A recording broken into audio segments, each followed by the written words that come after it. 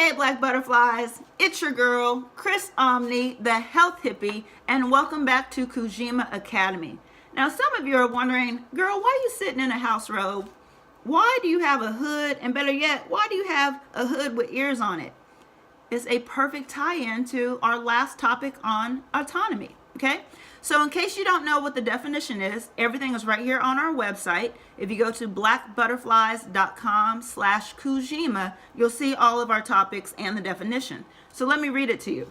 Autonomy is the freedom of choice to engage in physical activity. Remove that last part, freedom of choice. It was a decision. It was mine, and now it's free to make it. Part 2 of this definition. To live one's life according to reasons and motives that are taken as one's own. Reasons and motives taken as one's own. This robe, these ears, it boosts my happiness. I put it on and I just melt into the warmth of the robe and it feels good. And this is an autonomous decision. So whatever it is that you choose to do, that's autonomy kicking in. And we recognize that. But this is not why we're here. Let me take off the hood so we can get serious just for a little bit. You are here to learn about our last topic.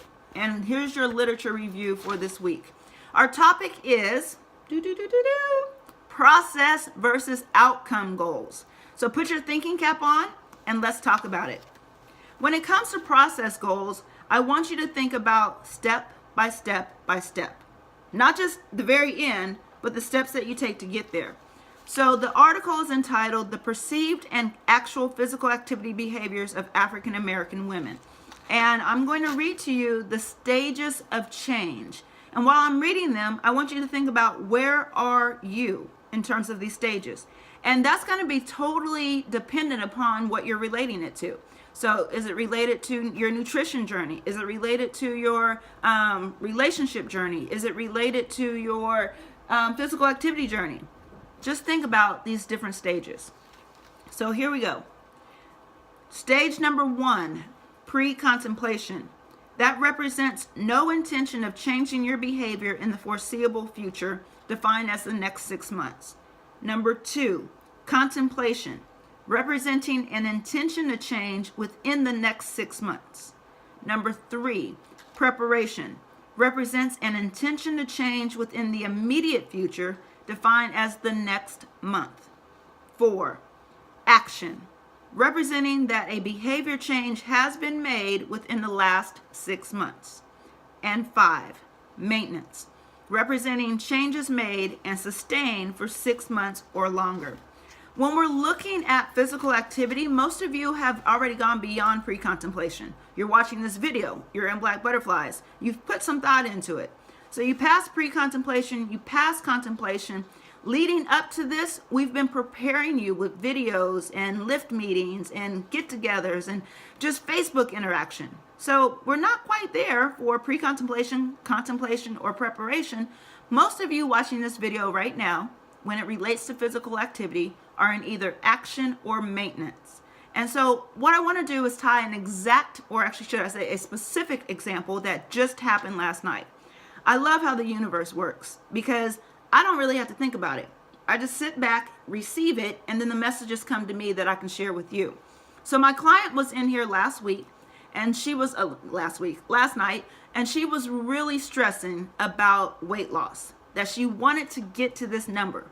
160 was the number. That is an outcome. This topic is process versus outcome goals.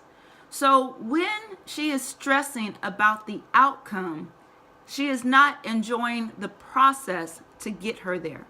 Walking on her own, training with me, doing exercises outside of this environment. So the process is being overlooked and overshadowed because you haven't reached the outcome. Babies, I want you to change that thinking. I want you to not focus as much. I know it's real. I'm not disputing that. You want to reach a certain weight goal. But how about celebrating the successes along the way? So that's my challenge for you. The last thing I want to read, it ties in. I love it, I love it, I love it. It ties into our topic for next week, and we talk about social support. I love social support.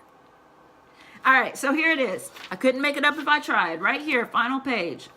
Women who were self-motivated to be physically active and had support of friends and family were more likely than other women to be in the maintenance stage of activity. Babies, the maintenance stage was stage number 5. Pre-contemplation, contemplation, preparation, action, and maintenance. So signing off, as I always do, our high five is not just about the high five, it's that maintenance stage that you're going to get from self-motivation and social support. High fives, hugs, and a whole bunch of hope. Signing off until next week. Mwah!